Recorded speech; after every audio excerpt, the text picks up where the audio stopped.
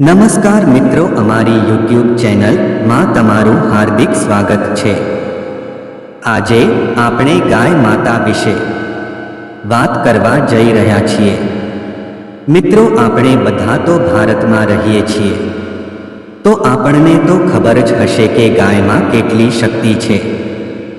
ગાય એક જ એવું પ્રાણી છે કે જેને માતાનું બિરુદ આપ્યું છે।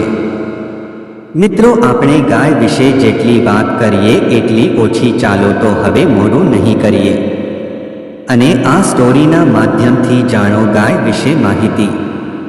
તો આ સ્ટોરી પૂરી સાંભળવા નમ્ર વિનંતી। ગાયને હિન્દુ સંસ્કૃતિમાં સૌથી પવિત્ર માનવામાં આવે છે અને તેને માતાનો દરજ્જો આપવામાં આવ્યો છે। ગ્રામીણ વિસ્તારોમાં સૌથી પહેલા ગાયની રોટલી બનાવવામાં આવે છે।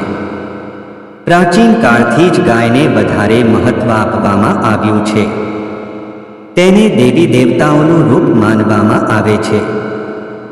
શાસ્ત્રો અનુસાર સવારે સ્નાન કરીને ગાયને સ્પર્શ કરવાથી તમામ પાપ ખતમ થઈ જાય છે।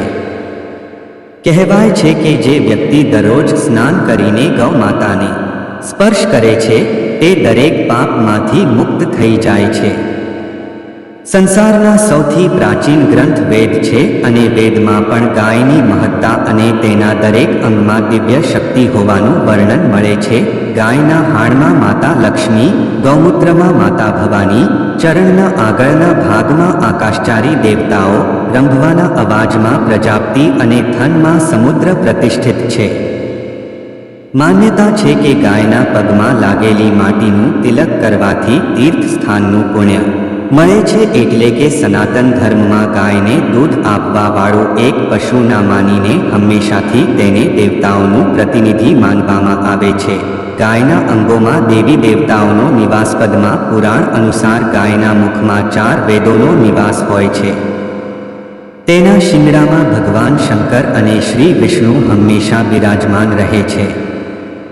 ગાયના ઉદરમાં કાર્તિકેય, મસ્તકમાં બ્રહ્મા, લલાટમાં રુદ્ર, શિંગડાના આગળના ભાગમાં ઇન્દ્ર બંને, કાનમાં અશ્વિની કુમાર, નેત્રમાં સૂર્ય અને ચંદ્ર, દાંતમાં ગરુડ, જીભમાં સરસ્વતી, અપાનમાં બધા તીર્થ, મૂત્રસ્થાનમાં ગંગાજી, રોમકૂપમાં ઋષિગણ, પૃષ્ઠભાગમાં યમરાજ, દક્ષિણ પાર્શ્વમાં વરુણ તથા કુબેર, વામ પાર્શ્વમાં મહાબલી યક્ષ, મુખની અંદર ગંધર્વ, નાસિકાના અગ્રભાગમાં સર્પ, ખુરોના પાછળના ભાગમાં અપ્સરા સ્થિત છે।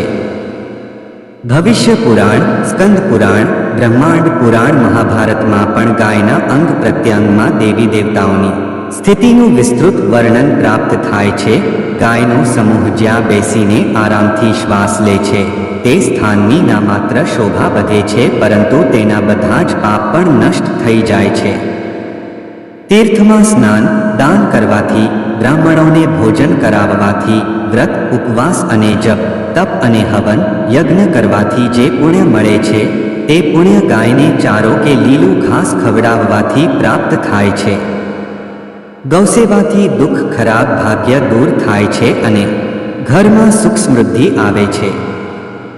જે મનુષ્ય ગૌ માતાની શ્રદ્ધાપૂર્વક પૂજા સેવા કરે છે દેવતાઓ તેમના પર હંમેશા પ્રસન્ન રહે છે। જે ઘરમાં ભોજન કરતા પહેલા ગૌગ્રાસ કાઢવામાં આવે છે તે પરિવારમાં અન્ન અને ધનની ક્યારેય કમી નથી થતી।